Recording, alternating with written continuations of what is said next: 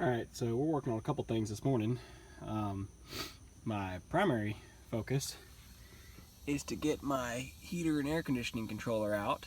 My AC has been highly unreliable lately, but not a matter of no cold air, it's a matter of the vents just don't turn on, or sometimes I have it set on AC and it's blowing out the defrost vents or whatever. So I think it's this control panel. I was able to dig up one on eBay. I couldn't find one, like quickly looking, I couldn't find one just through like an auto parts store.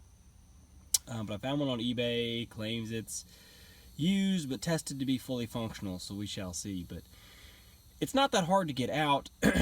What's difficult is getting your trim panel off here. It can be difficult.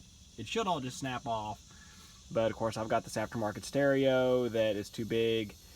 So I had to pry it off and then try to slide the stereo out at the same time. No big deal. Your headlight switch can drive some people absolutely crazy.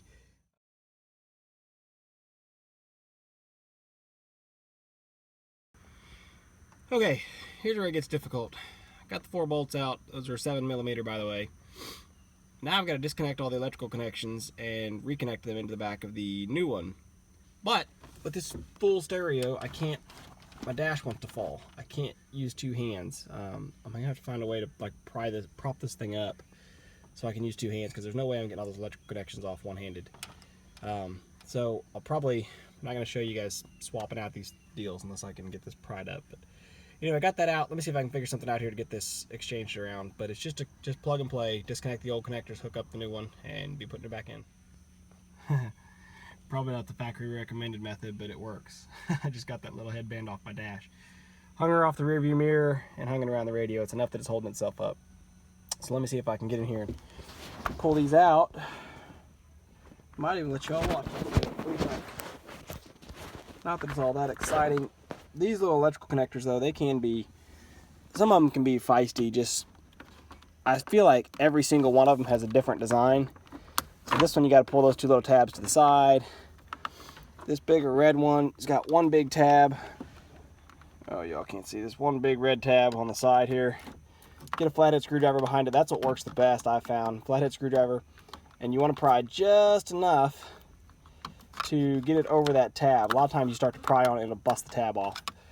But there's a little locking tab that snaps over a foot, I guess you'd call it. I don't know. But almost always you got to pry it on, you'll bust the tab off, and then your electrical connection still works, but it's not secure. When you plug it back into the new one, it's not secure like it used to be. This one here, like I said, there's something different on every damn one of them. They do something different. So here's what I'm gonna do. I've got this one. The new one came with the wires in it, so I'm gonna experiment on it and figure out how to get those plugs out in an easier environment. Let me go ahead and get these other big ones out there. That little one, I just can't, just looking at it here, I can't figure it out. So let me see here. Okay, these two, it's just the simple, just the typical locking tab here. Same thing. Oh, see, that one's already broken. But we'll just scoot it up off there. This one, scoot it up off there. And maybe I can see this little one now, if I can work around it some. Feels like it's got a little plastic tab on the back side of it there.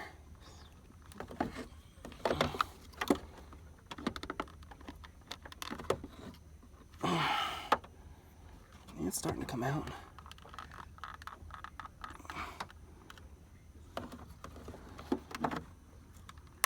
There it goes. Just snaps in. All right, cool. Got the old one out after all.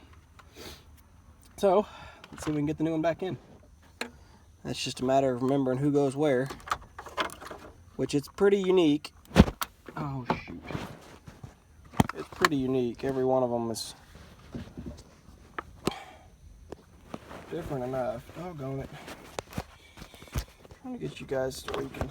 You're sitting in my daughter's car seat, by the way, so just be thankful for what you have. All right. Yeah, you really can't mess this up unless you'd have to try to mess it up. They make it to where these plugs are unique.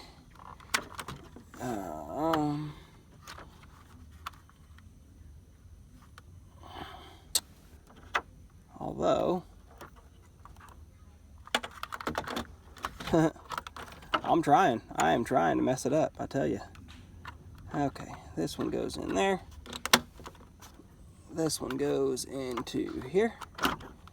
And actually, the wires actually fit tight enough that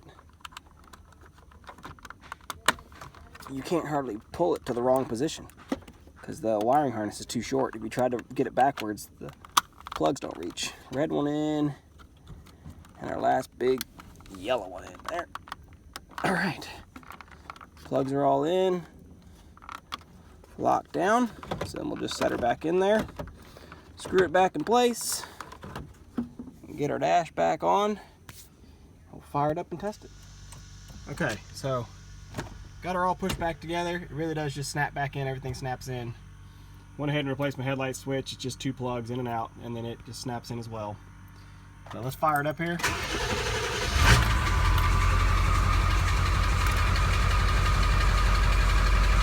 Yeah, that's what I was afraid of.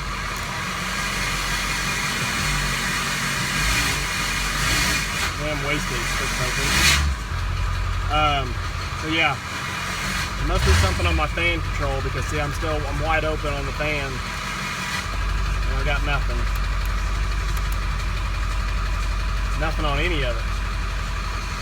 So now I've got to go seek out and look and see if it's my actual fan itself under the hood is not working. I was hoping it wouldn't be that, but I think it is.